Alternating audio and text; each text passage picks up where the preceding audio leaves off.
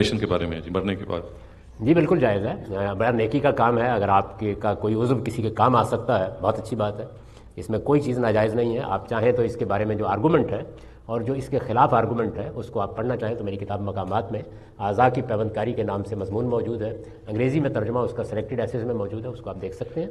بلکہ مسلمانوں کو اس کی ترغیب دینی چاہیے کہ وہ آرگنز ڈونیٹ کریں، لوگوں کام آئیں گے۔ میں اس میں بھی آپ سے عرض کر دوں کہ تمام مسلمان نہایت خوشی سے آرگنز لیتے ہیں، سوال صرف دینے کے بارے میں کریں۔ یعنی زندگی میں بھی دیے جا سکتے ہیں،